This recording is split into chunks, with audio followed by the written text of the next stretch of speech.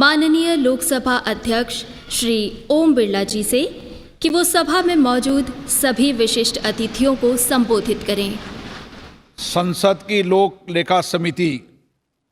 के शताब्दी समारोह में आज संसद के इस ऐतिहासिक केंद्रीय कक्ष में उनकी गरिमा में उपस्थिति के लिए महामहिम राष्ट्रपति जी एवं माननीय उपराष्ट्रपति जी का हार्दिक अभिनंदन करता हूं, स्वागत करता हूं। आज इस समारोह में पधारे केंद्र सरकार के मंत्रीगण, माननीय सांसदगण, राज्य पीठासीन अधिकारीगण, राज्य पब्लिक अकाउंट कमेटी के चेयरमैन, सदस्यगण,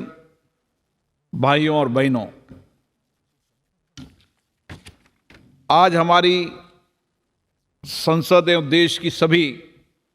लोकतांत्रिक संस्थाओं के लिए एक महत्वपूर्ण अवसर है जब भारत की संसद की लोक लेखा समिति की स्थापना के शताब्दी वर्ष समारोह में हम शामिल हो रहे हैं। लोक लेखा समिति संसद की सबसे महत्वपूर्ण और प्रभावशाली समिति में एक है जिसने अपने स्थापना काल से ही लोकतांत्रिक संस्थाओं के प्रति कार्यपालिका की जवाबदेही को सुनिश्चित करने का काम किया है। आज से 75 वर्ष पहले हमने स्वतंत्रता प्राप्त की, तब से ही देश पर की लोकतंत्र संस्थाएं, प्रजातंत्र संस्थाएं और उनकी जड़ें मजबूत होती गई है। हमारा लोकतंत्र लगातार सशक्त हुआ है, मजबूत हुआ है और इन 7 दशकों के अंदर इन लोकतांत्रिक संस्थाओं ने जनता की अपेक्षाएं, आशाओं और उनके विश्वास को पूरा करने का काम किया है। जनता की लोकतांत्रिक संस्थाओं के प्रति आस्था बढ़ी है, विश्वास बढ़ा है। आज लोकतांत्रिक संस्थाओं की समस्याओं को हल करने के लिए, उनकी अपेक्षाएं को पूर्ण करने के लिए एक प्रभावी संस्था के रूप में हम इन संस्थाओं को देख सकते हैं। हमारी सबसे बड़ी उपलब्धि रही कि कठिन से कठिन दौर और समस्याओं के बावजूद इन 7 दशकों में हमने विश्व के सबसे बड़े लोकतंत्र, सबसे बड़े संवैधानिक देश के अंदर हमने लोकतंत्र को आगे बढ़ाया है, सशक्त कराया है, जनता की अपेक्षाएं, आकांक्षाओं को पूरा करने का काम इन संस्थाओं के माध्यम से किया है। लोकतांत्रिक संस्थाओं का मुख्य दायित्व जनता के प्रति जवाबदेही है और किस तरीके से ये लोकतांत्रिक संस्थाएं जिम्मेदारी से काम करें, पारदर्शिता से काम करें, शासन और प्रशासन के अंदर जवाबदेही और पारदर्शिता लाए। इसके लिए जहां लोकतंत्र की संस्थाएं काम कर रही है, वहां केंद्र, संसद और राज्यों के अंदर हमारी संसदीय समितियों का भी बहुत बड़ा योगदान है और इसीलिए इन संसदीय समितियों को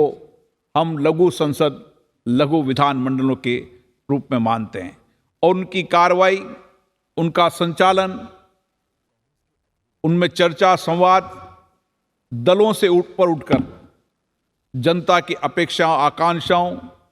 उनकी भावनाएं, उनकी रुचि, उनके इनपुट के आधार पर इन समितियों में चर्चा होती है। मैं जब देखता हूं कि लंबे समय तक किस तरीके से समितियों के अंदर जनता से, किसी भी विषय पर जुड़े हुए स्टेक होल्डरों से जब कोई बिल स्टैंडिंग कमेटी में जाता है तो उनकी चर्चा, संवाद सभी लोगों से किस तरीके से दल से ऊपर उठकर चर्चा, संवाद होती है और उन संसदीय समितियों की जो सिफारिश होती है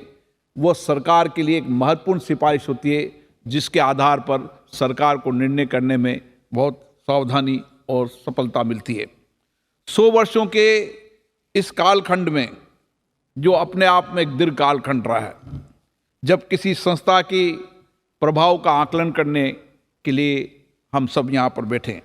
उसकी कार्यों की समीक्षा भी करेंगे, विचार विमर्श भी करेंगे, क्योंकि 100 वर्षों के अंदर लोक लेखा समिति ने किस तरीके से हमारे विधायी कार्य को किया, किस तरीके से वित्तीय संसाधनों को जनता की अपेक्षा आकांक्षाओं के अनुसार उनको नियोजन करने के लिए निगरानी का काम किया। इसलिए 100 वर्ष का शताब्दी वर्ष हमें पुनः समीक्षा करने का ये दिन होता है। मुझे आशा है कि 1921 में ये जो पीएससी की स्थापना हुई थी, उस समय हमारा देश आज़ाद नहीं था, लेकिन उसके बाद भी हमने पीएससी के महत्वपूर्ण पहलुओं को समझा, उसकी जिम्मेदारी को समझा, और आज हम ये कह सकते हैं कि आज़ादी के जब 75 वर्ष हो रहे हैं तो देश के अंदर कई बदलाव आया है, कई पारदर्शिता आई है, और पीएससी के अंदर इसमें विशेष रूप से भूमिका निभाई है। मैं पीएससी के सदस्यों को धन्यवाद देता हूँ, जो लगातार दलगत से ऊपर उठकर देश हित और राष्ट्र हित में काम करते हैं, और आज हमारी प्रगति और उन्नति की आवश्यकताओं को पूरा करने के लिए जहां पर वित्त समायोजन की आवश्यकता होती है, वित्त नियोजन की आवश्यकता है, उस वित्त नियोजन में पारदर्शिता है, जनता का धन जनता की अपेक्षा आकांक्षाओं के अनुसार लगे, उनकी योजनाओं के अंदर ठीक से नियोजन हो, इन सारी चीज़ों को पीएससी समिति देखती है। लोक लेखा समिति एकमात्र संसदीय समिति नहीं है, ये एक ऐसी समिति है जो नियमित रूप से नियंत्रण एवं महालेखा परीक्षक की सहायता से उनका मार्गदर्शन भी लेती है, और समय समय पर पीएससी के अंदर जो कुछ भी वित्तीय संसाधन होते हैं उनका कैसे बेहतर उपयोग हो, उसकी सार्थक सिफारिश भी करती है। भारत जैसे विकासशील देश के अंदर इस समिति के रचनात्मक सुझाव ने वित्तीय संसाधनों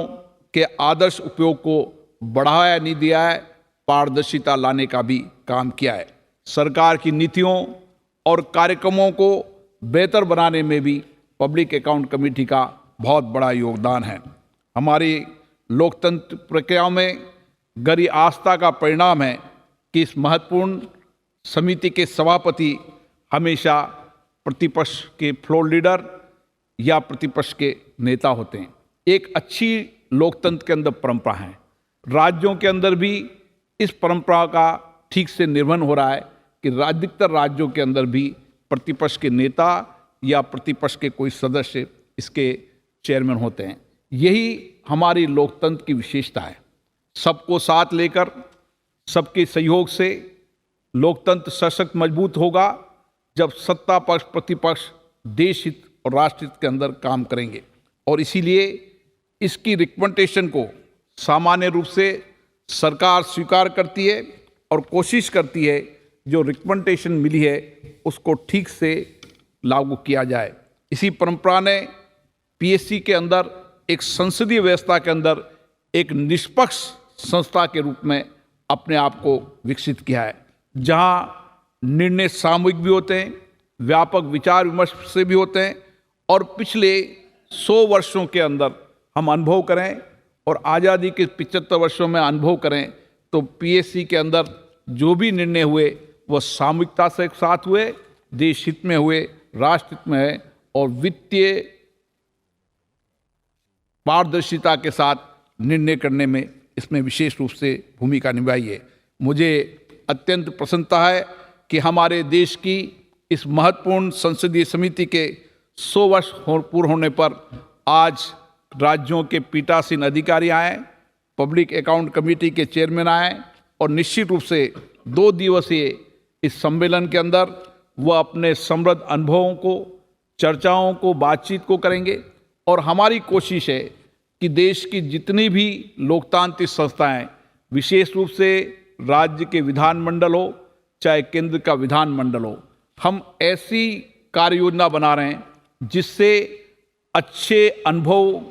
समृद्ध सुझाव और एक दूसरे की बेस्ट प्रैक्टिसेज को हम सब लोकतांत्रिक संस्थाएं अपने अपनी संस्थाओं के अंदर अपनाएं, क्योंकि पीएससी एक महत्वपूर्ण कमेटी है और उस नाते जो 2 दिन तक संवाद होगा, आपकी चर्चा होगी, उस संवाद और चर्चा में से जो मंथन निकलेगा, उस मंथन से हम देश का कल्याण भी करेंगे और देश की सरकार का पैसा देश के अंतिम व्यक्ति के कल्याण के लगे उसकी जवाबदेही भी तय करेंगे। इस मौके पर मैं यहाँ पर आए सभी लोगों को बहुत बहुत साधुवाद देता हूँ कि आप यहाँ पर आए। मुझे विश्वास है कि इस सम्मेलन के अंदर जो कार्यक्रम बनेंगे, नीतियाँ बनेगी, कार्यक्रम पर चर्चा होगी, संबंधित मुद्दों पर चर्चा होगी, हम सब नई तकनीकी से उनका उपयोग करते हुए, इंफॉर्मेशन टेक्नोलॉजी का उपयोग करते हुए अपनी उपलब्धियों, अनुभवों, विचारों को साझा करेंगे और एक प्लेटफॉर्म बनाने का काम करेंगे कि पीएससी के अंदर राज्यों और केंद्र, कई बार राज्य और केंद्र का धन भी राज्यों में जाता है, इसलिए हम केंद्र और राज्य की इन पीएससी कमेटियों का एक प्लेटफॉर्म विकसित करने की योजना है। बाकी आप विचार विमर्श करेंगे ताकि राज्यों की पीएससी और केंद्र की पीएससी एक बढ़िया मापदंड स्थापित कर सके, वित्तीय संस्थानों के अंदर पारदर्शिता लाने के लिए एक महत्वपूर्ण कार्य योजना बना सके, ताकि हम देश की इन सभी वित्तीय संस्थाओं में पारदर्शिता ला सकें और जिस धन का आवंटन जिसके लिए किया गया है, वो धन का आवंटन ठीक से नियोजन हो। इसके लिए अगर राज्यों की पीएससी और संसद की पीएससी दोनों मिलाकर व्यापक कार्य योजना बना पाएंगे तो हम वित्तीय स्वायत्तता के साथ साथ वित्तीय पारदर्शिता लाएंगे और उस पारदर्शिता के माध्यम से हम सब जनों का हिताय, सर्वजन हिताय, सर्वजन सुखाय की भावना से काम करेंगे। मैं पुनः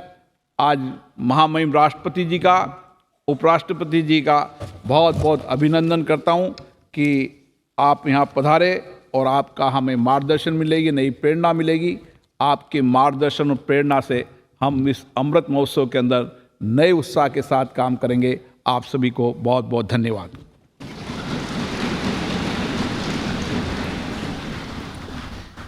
धन्यवाद माननीय लोकसभा अध्यक्ष जी। अब मैं अनुरोध करती हूँ माननीय उपराष्ट्रपति जी और राज्यसभा के सभापति